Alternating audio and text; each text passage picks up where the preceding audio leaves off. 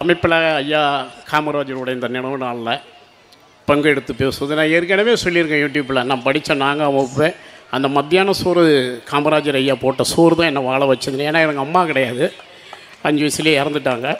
அந்த 1ஆலேருந்து 4ஆவது வரைக்கும் நான் படிக்கும்போது ஐயாவுடைய சாப்பாடு தான் எனக்கு உண்மையான சாப்பாடுனே அது ஒன்று தான். எனக்கு இந்த இந்த தமிழ்நாட்டிலேயே என் உலகளவிலேயே கேட்டால் உழைப்பில் யாரை ஒத்து நோக்குனா நாடார்களை தான் சொல்லுவேன். இன்றைக்கும் திட்டுவேன், ஏய் போய் பார், முன்னாடி ஒரு கடை போட்டிருப்பாங்க, அதுக்குள்ளேயே படுப்பாங்க, பின்னாடி வீடை வச்சுக்குவாங்க.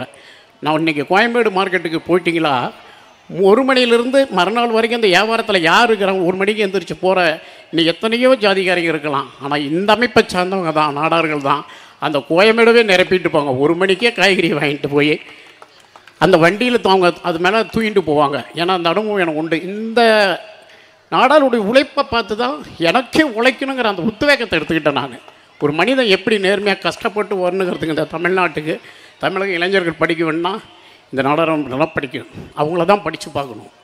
ஃப்ரீயாக இருக்கும்போது பார்த்தது உண்டு. அவருடைய சொத்து மதிப்பு இறக்கும்போது 110 ரூபா தான் பாயிண்ட்லேருந்து வாடகை வீட்டிலேருந்து தான் வந்து போயிருக்காருன்னு அவருடைய எளிமையை சொல்லுவாங்க. தன் தாயார் சொந்த வீட்லேயே ஒரு பைப்பு போட்டது கூட ஊருக்கெல்லாம் மக்களுக்கு போடாமல் நம்ம மட்டும் போட்டால் நியாயமாக இருக்கும், அந்த பைப்பையும் உடச்சி போட்டுக்கணும். எளிமையின் சிகரம் புரட்சித் தலைவர் எம்ஜிஆர் அவர்கள் அவருடைய வீட்டுக்கு விருந்துக்கு அவரை அழைத்திருந்த போது அடிக்கடி அழைச்சிக்கிட்டே இருந்திருக்காரு.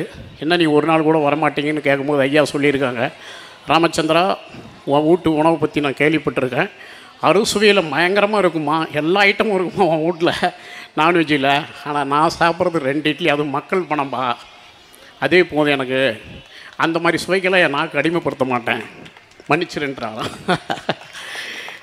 ஓகே, ஒரு எளிமையை பார்க்க முடியுமா ஒரு தலைவர்கிட்ட? அவர் முதலமைச்சராக இருக்கும்போது 1931 தான் அவர் கைது செய்யப்படுறாரு. 2 ஆண்டுகள் சிறைச்சாலை, அதுக்கப்புறம் விட்டு தொடர்ந்து 8 ஆண்டுகள் இந்த நாட்டுக்காக சிறையில் வாடிய மாமனிதன், 2 பிரதமர்களை தேர்ந்தெடுத்த கிங் மேக்கர், 9 ஆண்டுகள் தமிழகத்தை ஆண்டவர், 9 அணைக்கட்டைகளை கட்டினார். 9 ஆண்டுகள்லையே ஒரு 100 ஆண்டுகள் கட்ட முடியாத ஒரு அரசுடைய செயல 9 ஆண்டு ஆட்சி புரிந்து 9 அணைக்கட்டை கட்டினார். அவருடைய ஆட்சி வருவதற்கு முன்னாடி 3 அனல் மின் நிலையங்கள் தான். ஐயா வந்த வெட்டி தான் 5 அனல் நிலையங்களை கட்டினார், துவக்கினார். மின் உற்பத்திக்கு தமிழ்நாட்டுக்கு 16,000 ஆரம்ப கல்விகள், 1,500 மேல்நிலை பள்ளிகள், மொத்தம் 30,000 ஸ்கூல்களுக்கு இலவச சாப்பாடு. பிள்ளைங்களை படிக்க சொல்லிட்டோம்.